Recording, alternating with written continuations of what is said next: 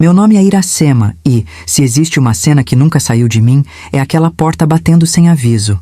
Eu tinha 9 anos. O cheiro de café coado ainda tomava a cozinha e minha mãe, Jandira, segurava a caneca com as 2 mãos para disfarçar o tremor. Meu pai disse que precisava resolver a vida. Não explicou. Só ajeitou a mala gasta no ombro e saiu antes que o sol se afirmasse no céu.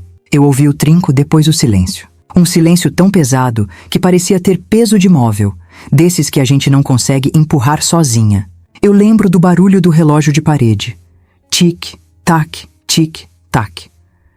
Eu me sentia pequena demais para tanto barulho e grande demais para tanta ausência. Orlando e Everaldo, meus irmãos, correram para a janela como quem ainda acredita em milagre. Gorete, a caçula, perguntou se ele voltava para o almoço. Minha mãe respirou fundo. Dobrou o guardanapo como quem dobra um choro e respondeu: hoje, não. Foi a primeira vez que entendi que algumas respostas cabem em 2 palavras e ainda assim doem como sentença. Naquela manhã eu lavei a louça sem que ninguém pedisse. A água estava morna e a espuma subia leve, como se não tivesse noção do tamanho da nossa perda. Minha mãe enxugou a bancada devagar, 1 vez, 2, 3, como se o gesto pudesse limpar a falta que agora morava ali. Do lado de fora, os vizinhos fingiam não olhar. A rua conhece o barulho de uma família que racha. A gente acha que esconde, mas o vazio tem som. Meus irmãos eram mais leves. Orlando, 2 anos mais novo que eu, tinha uma mania bonita de transformar a dor em corrida. Ele calçou o chinelo e foi para a rua apostar quem alcançava o portão primeiro. Everaldo, mais observador, guardou tudo por dentro. Ficava no quintal chutando pedrinhas, sem acertar lugar nenhum. Gorete pediu colo e eu virei colo. Tive vontade de pedir também, mas alguém precisava ficar de pé. Eu escolhi ficar. Talvez, a bem da verdade, a vida tenha escolhido por mim. Na semana que se seguiu, minha mãe começou a trabalhar mais horas na mercearia da esquina. Levantava antes do dia clarear, prendia o cabelo num coque torto e deixava café pronto numa garrafa de vidro encapada com crochê antigo. Volto na hora do almoço, prometia sempre, com um sorriso que não convencia ninguém. Eu aprendi depressa a fazer arroz solto, a virar o feijão na panela sem queimar, a beliscar o sal com cuidado para não desperdiçar. Eu aprendi a deixar a casa com cheiro de comida, como se o cheiro fosse capaz de dizer: ainda somos família. As cartas do meu pai não vieram. Os telefonemas, muito menos. O tempo, esse costureiro de linhas invisíveis, seguiu. E a gente seguiu junto, costurando o que dava com as mãos que a gente tinha. Nos dias de feira, eu acordava cedo para ir com minha mãe. Carregava sacolas, aprendia o preço do quilo da batata, observava como ela pechinchava sem humilhar. Jandira era dignidade em pessoa. Não pedia, não implorava, não maldizia a vida. Apenas seguia. E eu, ao lado dela, entendia que seguir é uma forma silenciosa de coragem. Na escola, eu gostava dos cadernos novos mais do que deveria. Tinha prazer em sublinhar com régua, em organizar as matérias, em ouvir o giz riscar a lousa. A professora dizia que eu era aplicada. Eu respondia com um sorriso tímido, guardando o elogio como quem guarda moeda em cofre. Estudar virou um tipo de oração, uma conversa particular que eu fazia com um futuro que eu ainda não podia tocar. Eu dizia para mim mesma: se eu estudar, minha mãe vai descansar mais cedo. Se eu estudar, a gente vai achar um caminho melhor. Era promessa que eu renovava toda noite, deitada numa cama de espuma cansada, com o barulho da rua entrando pela janela. O mundo, no entanto, não muda porque a gente quer. Mudança é um punhado de escolhas pequenas repetidas com fé. Eu comecei a notar as coisas que a minha mãe não dizia. O jeito como as costas dela doíam quando ela levantava da cadeira. O suspiro preso no peito quando o dinheiro não dava. A forma como ela passava perfume barato nos domingos, só para lembrar que existia beleza. Eu queria dar a ela um mundo imenso. Por enquanto, eu dava prato limpo, roupa estendida, boletim bonito. Era o que eu tinha. Uma tarde, choveu fino e a luz do quintal ficou amarela. Minha mãe me chamou no quarto. Tinha uma caixa de sapatos na cama. "Guardei isso para você", ela falou, e tirou de dentro um vestido simples, azul, com flores miúdas. "É seu, para quando for a apresentação da escola." Eu vesti e girei no centro do quarto. Por um segundo, esqueci do relógio, da porta, do trinco. Minha mãe sorriu de um jeito que ainda hoje me rompe. Havia orgulho, havia amor.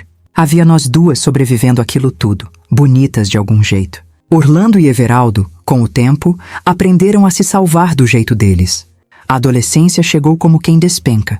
De um dia para o outro, a calça não servia mais, as risadas ficaram altas, os amigos viraram casa.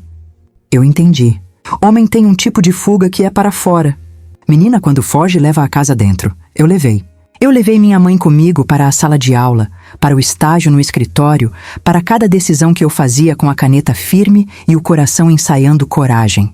Foi nessa época que a mercearia fechou cedo um dia e minha mãe chegou em casa com a mão na testa. Só uma tontura, disse sentando devagar. Eu corri para a cozinha, fiz chá, chequei o açúcar, trouxe o banquinho para ela apoiar os pés. Ali, pela primeira vez, um medo novo me visitou, o de perder a pessoa que ficou. Meu pai tinha sido ausência. Minha mãe era presença. Presença cansa. Presença adoece. Eu prometi a mim mesma que se um dia ela precisasse de mim como eu precisei dela, eu não sairia do lugar. Às noites, quando o bairro já apagava as luzes e os cachorros finalmente se calavam, minha mãe gostava de sentar na varanda com um terço antigo entre os dedos. Eu sentava no degrau de baixo, abraçando os joelhos. A vida é do tamanho do coração que a gente usa para medir, ela dizia, encarando a rua curta como se fosse estrada. Se a gente mede com amor, o que falta vira ensino. Eu não respondia, guardava. Eu sempre guardei as frases dela como quem planta semente. No meu aniversário de 15 anos não teve festa. Teve um bolo simples, massa branca, cobertura de açúcar, 3 morangos em cima, uma vela torta. Orlando chegou atrasado, Everaldo esquecido do presente. Gorete me abraçou com cheiro de sabonete novo. Minha mãe cantou mais alto que todo mundo, desafinada e feliz. E eu entendi que a alegria é a água que a gente tira de poço quando o céu não dá. Senti também uma ponta de orgulho nascendo em mim.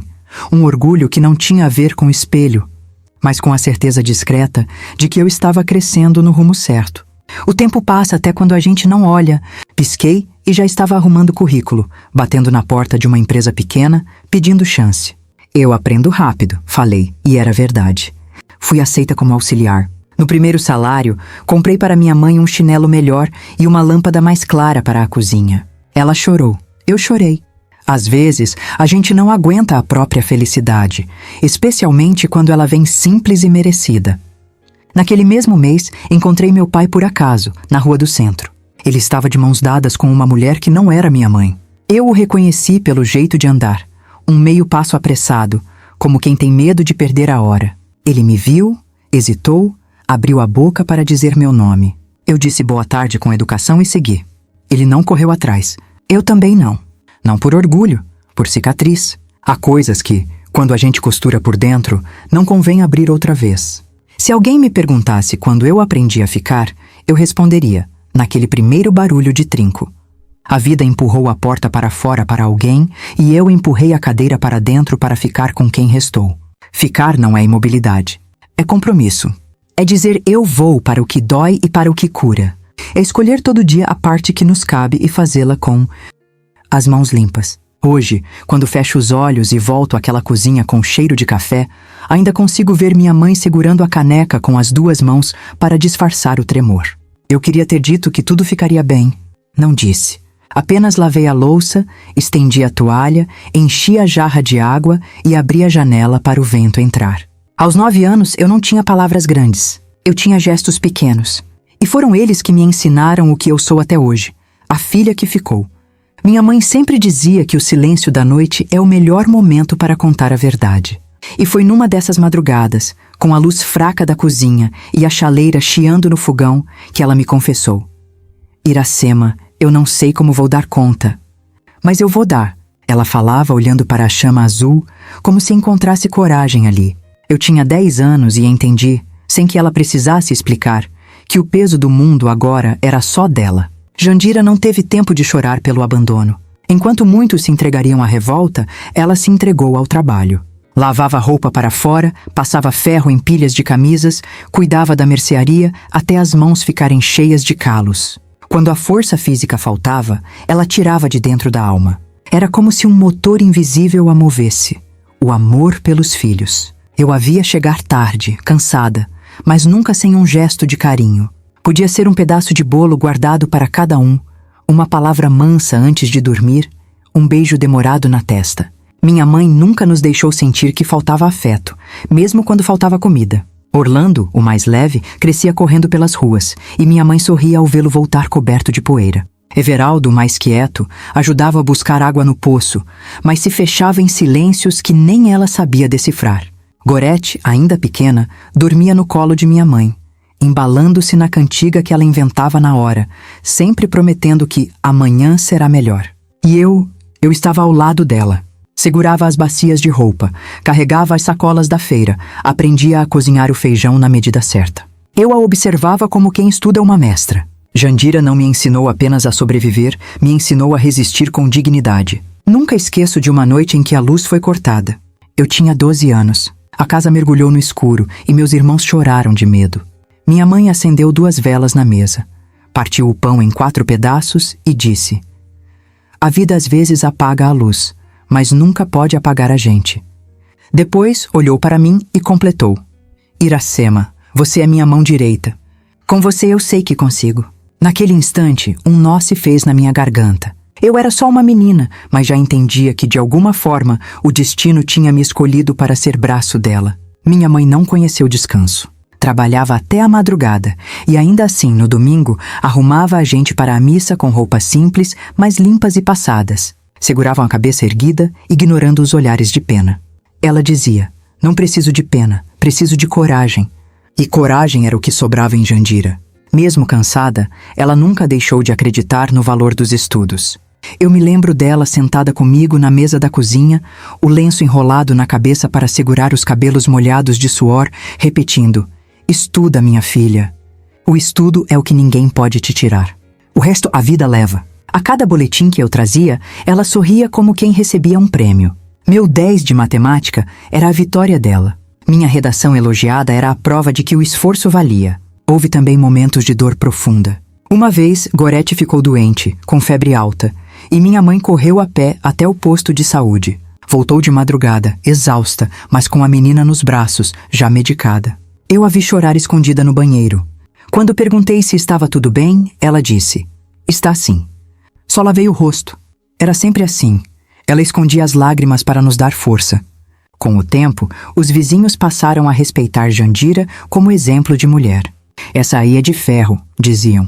Mas eu sabia que por dentro ela era de carne, de coração, de fragilidade também. Só que nunca permitia que isso nos esmagasse. Transformava dor em lição, cansaço em sorriso, miséria em esperança. Aos 13 anos, eu já entendia que meus irmãos estavam aprendendo a olhar para fora, para o mundo. Eu, não. Meu olhar era para dentro de casa. Se minha mãe estivesse bem, eu estava bem. Se ela sorrisse, o dia se iluminava. Se ela desabasse, eu sabia que precisaria ser o alicerce. E assim crescemos. Entre panelas simples, roupas de segunda mão, dias de luta e noites de esperança. Naquele tempo, eu ainda não sabia que um dia seria eu a cuidar dela. Mas já pressentia. No fundo, já sabia que o amor que nos unia era diferente, mais profundo, mais enraizado. Eu não era apenas filha de Jandira. Eu era sua companheira de guerra. E cada batalha que ela venceu foi gravada em mim. Porque, olhando para minha mãe, eu aprendi a maior lição da minha vida. É possível estar cansada e, ainda assim, seguir adiante. Dizem que cada filho carrega um pedaço da mãe. Se isso for verdade, eu carregava o coração de Jandira.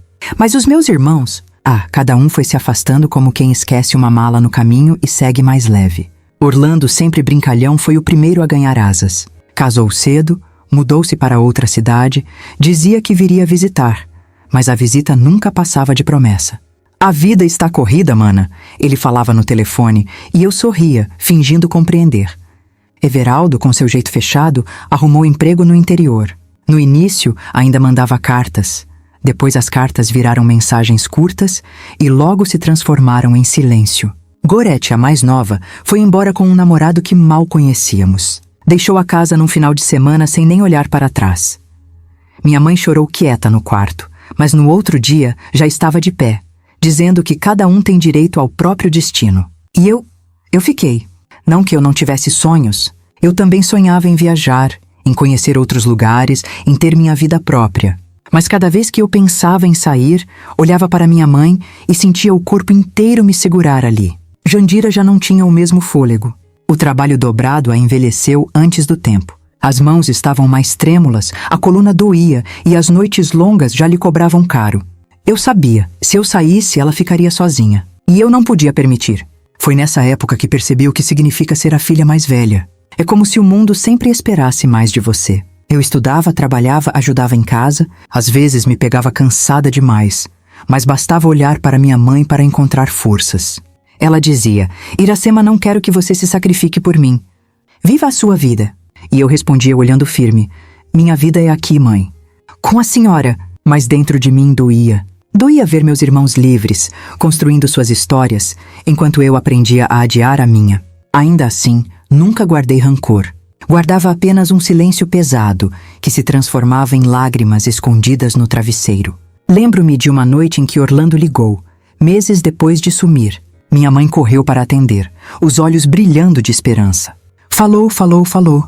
Quando desligou, suspirou e disse: ele está bem. Vai mandar notícias. Eu sorri para ela, mas por dentro gritei: e quando é que ele vai perguntar se a senhora está bem?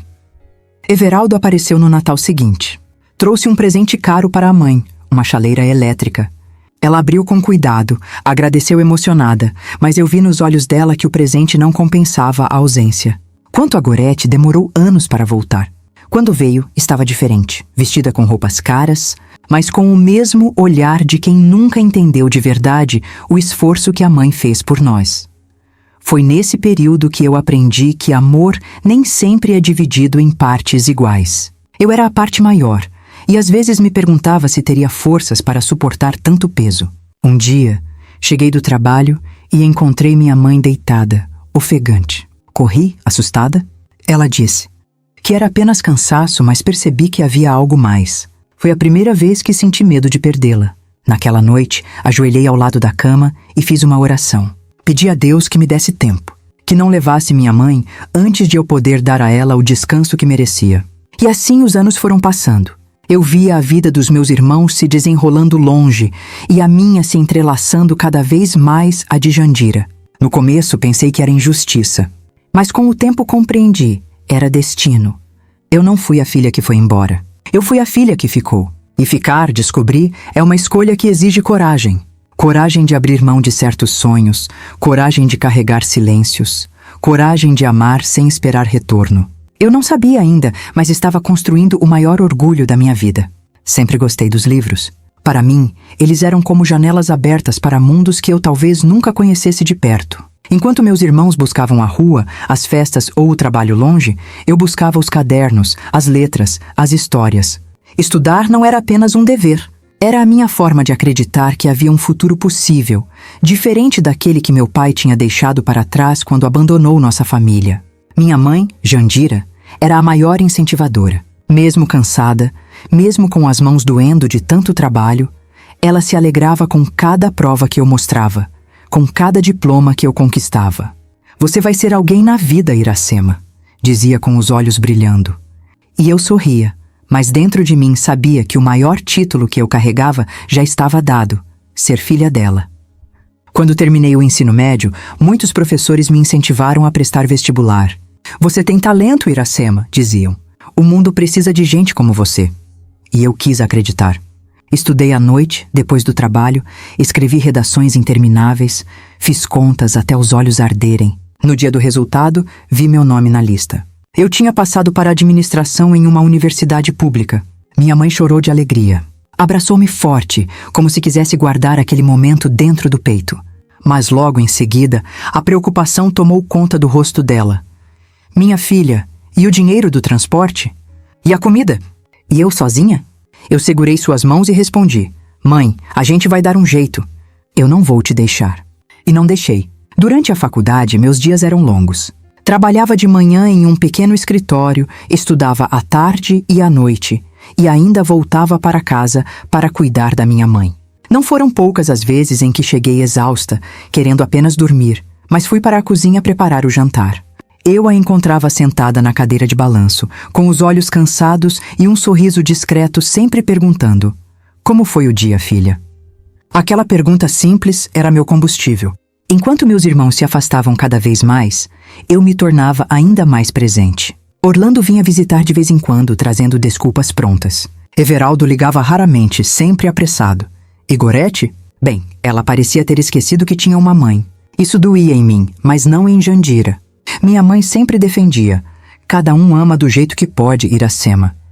Mas no fundo eu sabia, alguns simplesmente não amavam do jeito que ela merecia. Quando me formei, senti uma mistura de vitória e vazio. Vitória, porque sabia que tinha honrado cada esforço dela. Vazio, porque percebi que aquela conquista era apenas minha e dela, e ninguém mais. Na foto da formatura, não havia irmãos orgulhosos, nem pai para me aplaudir. Havia só minha mãe, sentada na plateia, com as mãos juntas e lágrimas escorrendo. Mas aquela presença valia por todo o resto. Consegui um bom emprego em uma empresa da cidade. Foi um salto enorme. Carteira assinada, salário digno, possibilidade de crescer. Colegas me diziam que era hora de pensar em mim, em morar sozinha, em construir uma vida independente. Mas toda vez que eu chegava em casa e via Jandira, já idosa, se arrastando com dificuldades para levantar da cadeira, eu sabia que não havia escolha. Eu não podia deixá-la. Houve quem me chamasse de boba. Você vai perder a vida cuidando da sua mãe, disseram. Eu não respondia, apenas sorria. Porque eles não entendiam. A minha vida só fazia sentido cuidando dela. Não foram poucas as renúncias. Recusei convites para viagens, para festas, até para namoros. Alguns homens se aproximaram, mas ao perceberem que minha prioridade era minha mãe, se afastaram. Eu sentia falta de carinho, sim, mas não de amor. O amor maior estava ao meu lado todos os dias, na forma daquela mulher que tinha sacrificado tudo por nós. Às vezes, eu me pegava sonhando com como teria sido minha vida se meu pai tivesse ficado. Se os meus irmãos tivessem dividido o peso, mas em seguida, lembrava das noites em que minha mãe acendia uma vela e dizia: Filha, Deus nunca desampara quem ama de verdade. E eu entendia que meu caminho era aquele mesmo.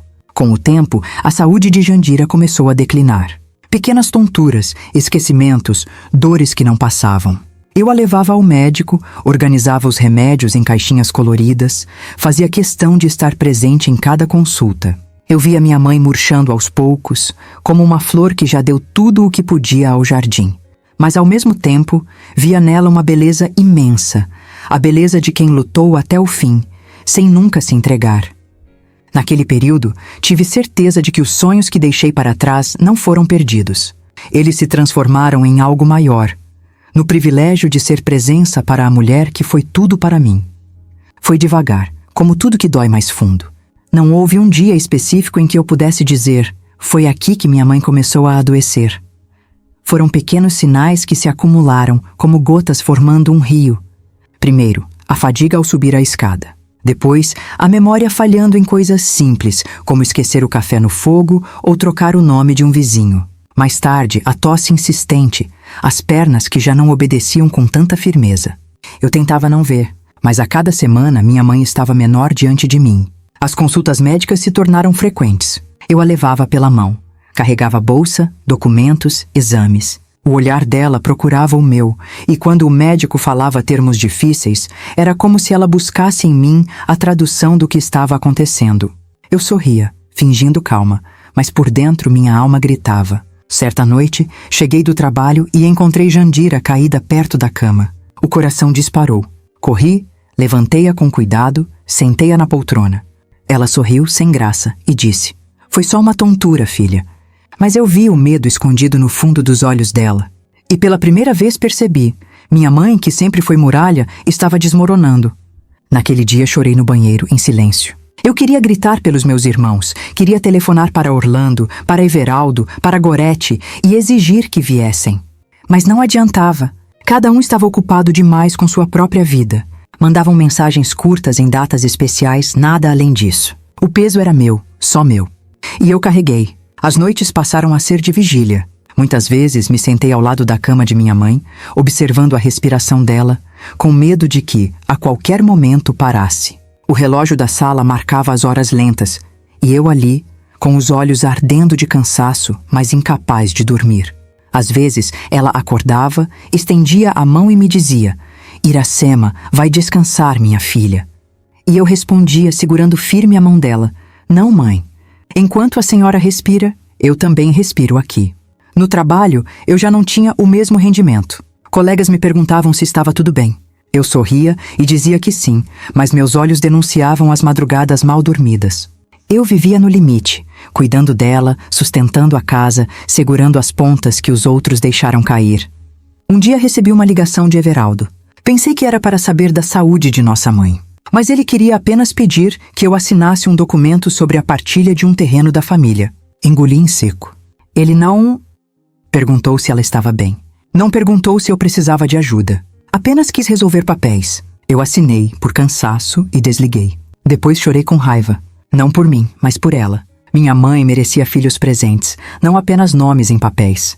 Orlando, por sua vez, apareceu de surpresa depois de meses. Trouxe flores caras, abraçou a mãe, falou alto para os vizinhos ouvirem. Ficou uma hora e foi embora.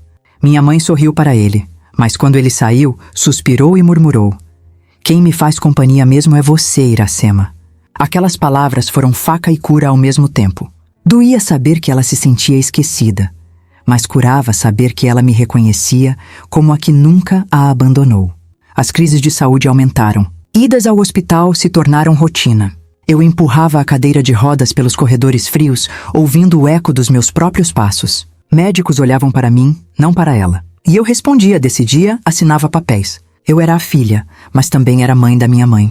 Houve noites em que, exausta, pensei que não daria conta. Meu corpo doía, minha mente se perdia em pensamentos escuros. Mas bastava olhar para ela, frágil e ainda assim tão cheia de dignidade, que eu reencontrava forças. Um dia, ao ajeitar o travesseiro dela, ouvi: minha filha, você está sacrificando sua vida por mim. Olhei nos olhos dela e respondi com lágrimas: mãe, a minha vida é essa. O maior sentido que encontrei foi estar aqui ao seu lado. Ela sorriu, acariciou meu rosto e disse: então eu posso descansar em paz quando chegar a hora. Aquelas palavras me atravessaram. Era como se ela soubesse que o fim se aproximava.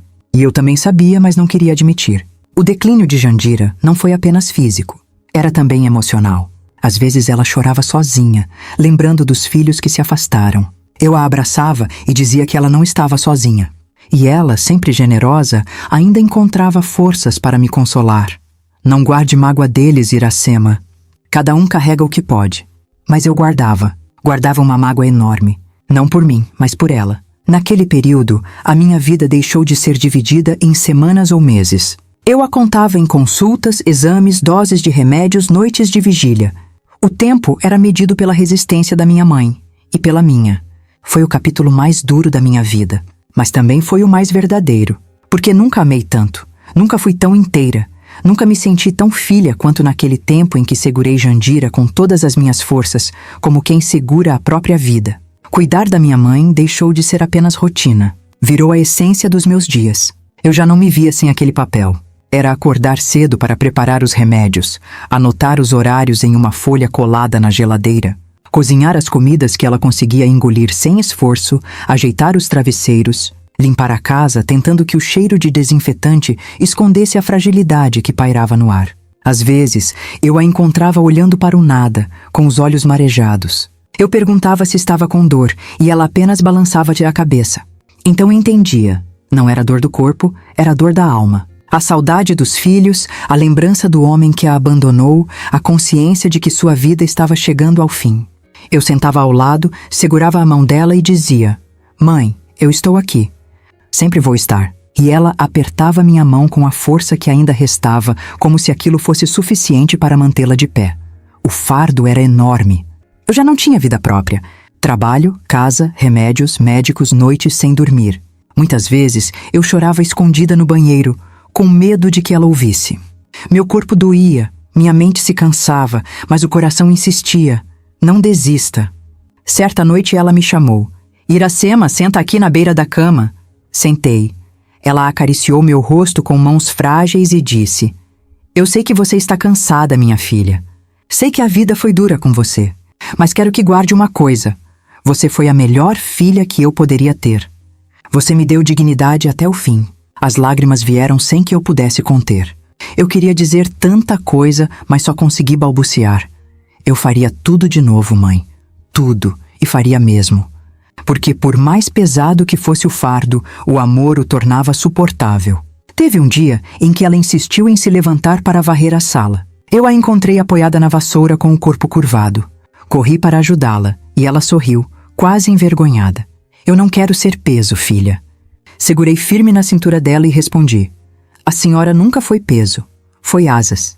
Se hoje eu carrego a senhora, é só porque a senhora me carregou a vida inteira. Ela chorou e eu chorei junto. Aquele choro foi diferente. Não era apenas de dor, era de amor profundo, um amor que não cabia em palavras. O tempo parecia brincar comigo. Cada dia era uma despedida disfarçada. Eu a via dormir mais, falar menos, comer pouco. O silêncio da casa era diferente, pesado, como se até as paredes soubessem que algo estava se apagando. Os irmãos continuavam ausentes. Uma ligação perdida de Orlando, uma mensagem rápida de Everaldo, um silêncio interminável de Gorete. Minha mãe já nem esperava mais. Apenas suspirava e dizia, cada um dá o que tem. E eu, mesmo tentando ser forte, sentia raiva. Mas guardava para mim, porque não queria que ela carregasse a dor de perceber que só eu fiquei. Naquelas últimas semanas, eu aprendi que amor verdadeiro não tem limite. Eu a alimentava na boca, penteava os cabelos brancos, cantava baixinho as mesmas cantigas que ela cantava para mim quando eu era criança. Às vezes ela sorria fraco e dizia, parece que o mundo deu voltas, não é? Agora é você quem cuida de mim. E eu respondia, o mundo pode girar quanto quiser. Enquanto eu estiver aqui, nada muda entre nós. Houve uma madrugada em que acordei com ela chamando baixinho, Iracema. Corri até o quarto, ela estava acordada, olhando para o teto. Sentei ao lado. O que foi, mãe? Ela me olhou fundo, como se quisesse guardar meu rosto na memória, e sussurrou, obrigada. Obrigada por não me deixar sozinha. Naquele instante, percebi que por mais pesado que fosse o fardo, eu estava vivendo a missão mais bonita da minha vida. O cansaço não importava. A renúncia não importava. O que importava era aquele olhar, aquela mão frágil na minha, aquele amor que nem a morte conseguiria apagar. Eu já sentia que o fim estava perto. Mas em vez de medo, havia uma estranha paz. Porque no fundo, eu sabia. Quando chegasse a hora, minha mãe partiria em meus braços e partiria sabendo que nunca lhe faltou amor.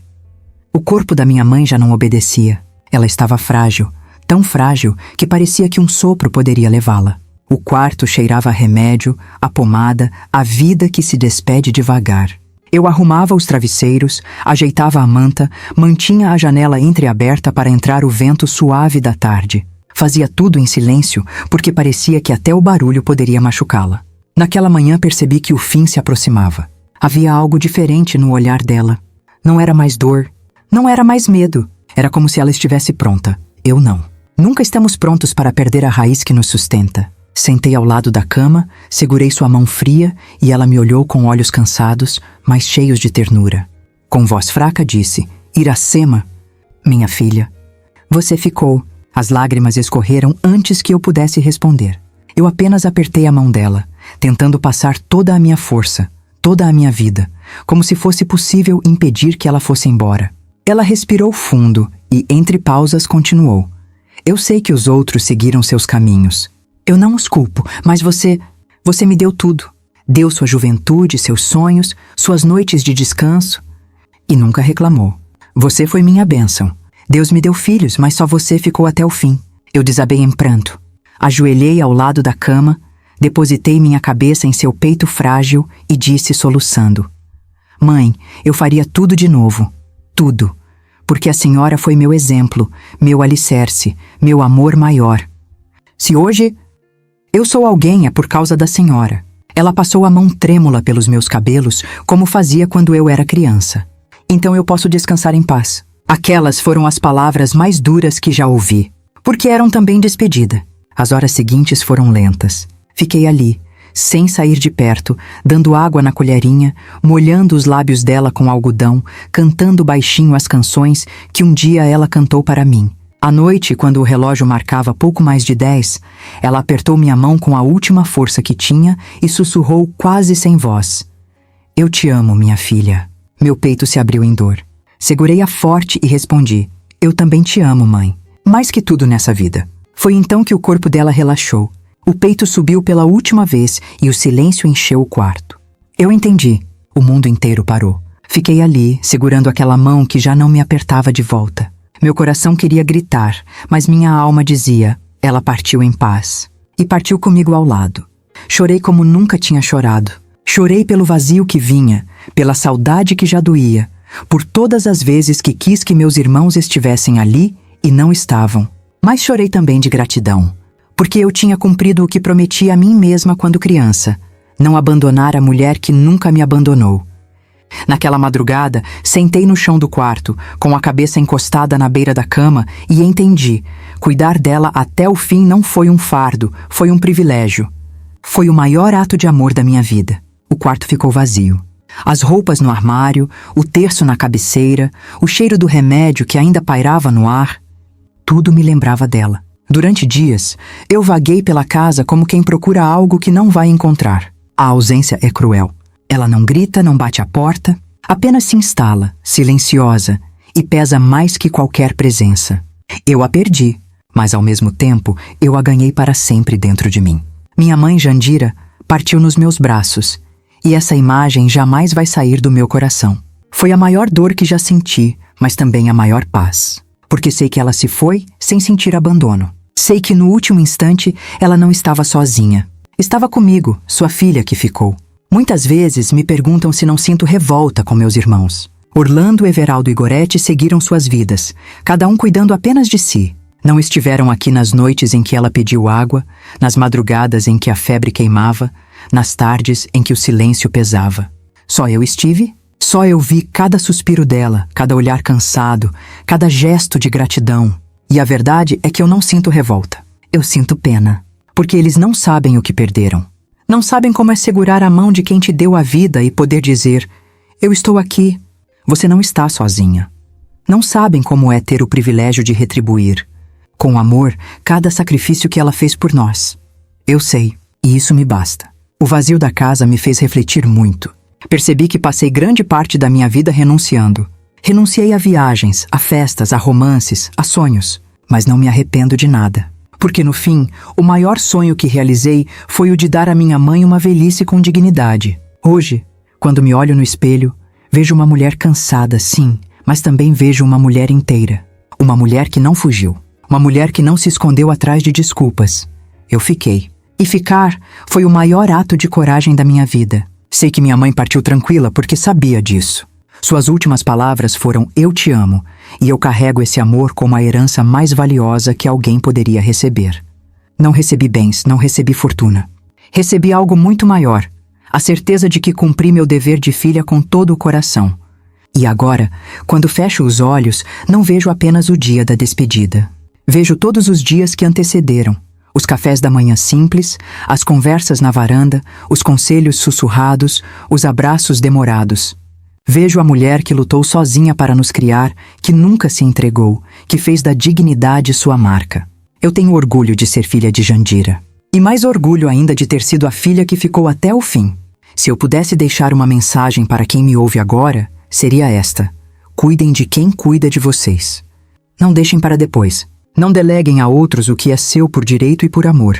O amanhã pode não chegar. O tempo passa. E o maior arrependimento é não ter estado presente quando ainda havia tempo. Eu não carrego esse arrependimento. Eu carrego a saudade, sim. Mas é uma saudade que dói e ao mesmo tempo conforta. Porque junto dela vem a paz de saber que fiz tudo o que estava ao meu alcance. E assim, fecho esse capítulo da minha vida com lágrimas nos olhos, mas também com um sorriso sereno no coração. Porque nem sempre os irmãos dividem o peso. Nem sempre o pai fica para proteger. Mas eu, Iracema, fiquei até o fim. E hoje eu sei. Cuidar da minha mãe foi o maior legado da minha vida. No meu coração não restou arrependimento. Apenas a paz de ter dado todo o meu amor a ela até o último instante.